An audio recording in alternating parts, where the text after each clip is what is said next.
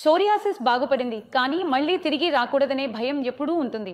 నమస్కారం, నేను డాక్టర్ మేఘా చతుర్వేది. ఈ వీడియోలో నేను మీకు చెప్పబోయేది సోరియాసిస్ బాగుపడిన తర్వాత మళ్ళీ రాకుండా ఉండేందుకు మీరు ఏ విధమైన డైట్ పాటించాలి, ఏది అనుసరించాలి అనే విషయాలు. ఇలా చేస్తే మళ్ళీ డాక్టర్ అవసరం లేకుండా ఉంటారు. నాకు కూడా అవసరం లేకుండా ఉండేలా ముందుగా మీరు ఉదయపు రొటీన్లో ఏమి చేయాలో తెలుసుకోవాలి. ఉదయాన్నే ఖాళీ కడుపుతో టీ తాగే అలవాటు ఉంటే దయచేసి దాన్ని మార్చండి. మీరు గ్రీన్ టీ తాగవచ్చు, కొబ్బరి నీరు తాగవచ్చు లేదా నిమ్మతో మీ ఉదయాన్ని ప్రారంభించవచ్చు. దాంట్లో ఒక చెంచా గిలోయ్ జ్యూస్ కలపవచ్చు. ప్రంగా దాన్ని కలిపి తాగవచ్చు. దీనివల్ల మీ గట్ సిస్టమ్ బాగా పనిచేస్తుంది. డెత్ మైక్రోబియోమ్ డిస్టర్బ్ కాకుండా ఉంటుంది. టాక్సిన్లు బయటకు పోతాయి మరియు మీకు ఫ్లేర్ అప్ రాదు. తర్వాత మీరు గమనించాల్సింది ఏమిటంటే, మీరు బ్రేక్ఫాస్ట్ చేస్తున్నప్పుడు 2 నుంచి 3 వాల్నట్స్ లేదా బాదం నానబెట్టి తీసుకోవడం తప్పనిసరి. నానబెట్టి ఎందుకు తీసుకోవాలి? ఎందుకంటే వీటి ప్రభావం వేడిగా ఉంటుంది. వేడి పదార్థాలు తీసుకుంటే పిత్తం పెరిగే అవకాశం ఉంది, కానీ నానబెట్టి తీసుకుంటే దాని పోషక విలువ అలాగే ఉంటుంది. మీ శరీరంలో పిత్తం పెరగదు, అలాగే వేడి కూడా చేయదు. కాబట్టి ఇవి జోడించడం అవసరం. తర్వాత మీరు గమనించాల్సింది, బ్రేక్ఫాస్ట్ను సమృద్ధిగా చేయాలి. బ్రేక్ఫాస్ట్లో ప్రోటీన్ డైట్ ఉంటే మొత్తం రోజు బాగా గడుస్తుంది మరియు మీ ఇమ్యూన్ సిస్టమ్ కూడా సక్రమంగా పనిచేస్తుంది. మీకు వ్యతిరేకంగా పనిచేయదు. ప్రోటీన్ డైట్ను మీరు ఎంచుకోవాలనుకుంటే స్ప్రౌట్స్, పచ్చి మినపప్పు, చీలా, ఓట్స్ వంటి వాటిని మీరు ప్రిఫర్ చేయవచ్చు.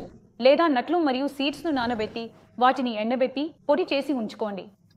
ఆ పొడితో మీరు స్మూదీ తయారు చేసుకుని తాగవచ్చు లేదా మీ మజ్జిగలో కలిపి తాగవచ్చు లేదా సలాడ్పై చల్లి తినవచ్చు. ఎందుకంటే అన్ని విటమిన్లు మరియు ఖనిజాలు అందుతాయి. మీకు ప్రోటీన్ లభిస్తుంది మరియు మీ శరీరంలో ఎంతైనా బలహీనత లేదా ఏదైనా సమస్య అనిపిస్తే అవన్నీ తొలగిపోతాయి మరియు మీ రోజు మంచి ఆహారంతో ప్రారంభమవుతుంది. మీ మొత్తం రోజు గురించి మాట్లాడితే మీరు రోజంతా ఏవేవి విషయాలను ప్రాధాన్యత ఇవ్వాలో తెలుసుకోవాలి. ఫలాల విషయానికి వస్తే మీరు యాంటీ ఇన్ఫ్లమేటరీ ఫలాలు తినాలని చూసుకోండి. ఉదాహరణకు దానిమ్మ, యాపిల్, బొప్పాయి. మీరు ఈ ఫలాలను తీసుకోవాలి. అతిగా పుల్ల ఫలాలు తినకండి. ప్రత్యేకంగా మామిడి పండ్లు మానేయాలి, ఎందుకంటే ఇవి పిత్తాన్ని పెంచుతాయి, వేడిగా ఉంటాయి. తీపి మామిడి పండ్లు కూడా పిత్తాన్ని పెంచుతాయి. ఇప్పుడు తీపి మామిడి పండ్లు తింటున్నాం కాబట్టి సమస్య ఉండదని అనుకోకండి. కాదు, ఎందుకంటే వాటి తాసీర్ వేడిగా ఉంటుంది కాబట్టి అవి పిత్తాన్ని పెంచుతాయి మరియు సోరియాసిస్ ను మరింత పెంచుతాయి. కాబట్టి మీరు మామిడి పండ్లు మానేయాలి. దీనితో పాటు మీరు మజ్జిగ లేదా బటర్ మిల్క్ తీసుకోవచ్చు.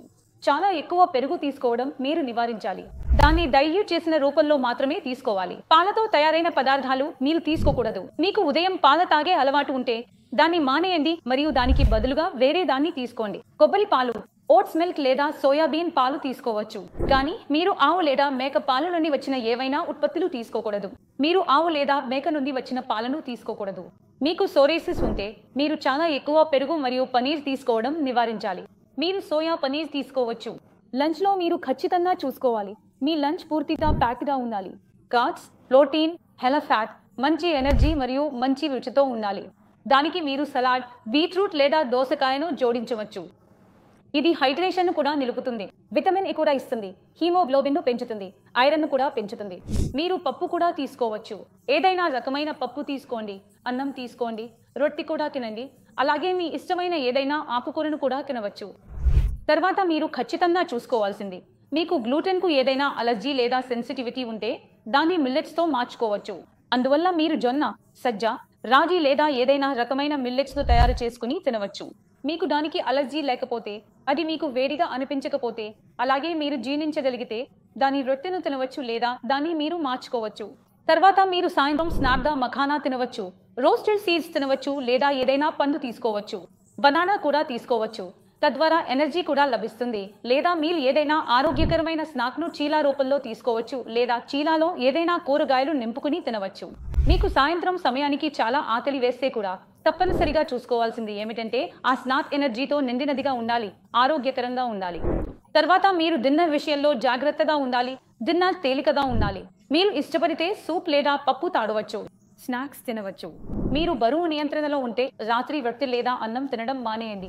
మీరు సాటే చేసిన కూరగాయలు తినవచ్చు, సలాడ్ తినవచ్చు మరియు డిన్నర్ తేలికగా ఉండాలి, ఎందుకంటే రాత్రి మనం తినిన తర్వాత నిద్రపోవాల్సిందే కాబట్టి ఎక్కువగా తినాల్సిన అవసరం లేదు. మీ గట్ను రిలాక్స్ చేయడానికి అవకాశం ఇవ్వండి. డైజెషన్ మరియు మెటబాలిజం బాగా జరిగేందుకు సమయం ఇవ్వండి. ఏవి తప్పుకోవాలో, మీరు ఏమి తప్పుకోవాలో తెలుసుకోవాలి. డైరీ ఉత్పత్తులు నేను ఇప్పటికే చెప్తాను.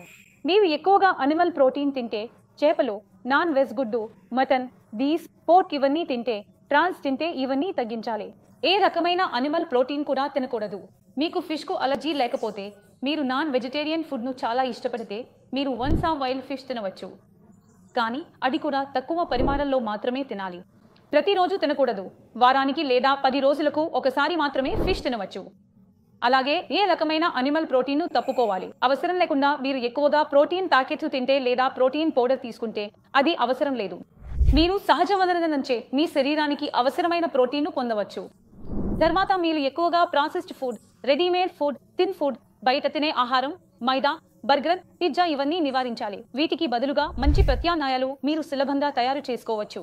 ఇవి ఇంట్లోనే ఆరోగ్యకరమైన విధంగా తయారు చేసుకోవచ్చు. బేకరీ ఐటమ్స్, బిస్కెట్లు లేదా బేక్ చేసిన ఇతర ఫుడ్ ప్రోడక్ట్స్ ఇవన్నీ కూడా మీరు నివారించాలి. ఎందుకంటే ఇవి మీ సోరియాసిస్ మళ్ళీ ఎక్కువయ్యేలా చేయవచ్చు. ఇన్ని విషయాలు నేను మీకు చెప్పాను. మీరు వీటిని శాతం పాటిస్తే బహుశా మీకు డాక్టర్ అవసరం ఉండకపోవచ్చు. అలాగే నన్ను మళ్ళీ అడగాల్సిన అవసరం కూడా ఉండదు. సరైన తర్వాత మళ్ళీ ఎందుకు వస్తోంది అని. మీరు దీన్ని క్రమంగా పాటిస్తే మీకు డాక్టర్ అవసరం ఉండదు. బహుశా నా అవసరం కూడా ఉండదు. మీరు సోరియాసిస్ నుండి స్వేచ్ఛగా ఉంటారు. అయినా కూడా మీరు సమస్యను అధిగమించలేకపోతే క్రింద ఇచ్చిన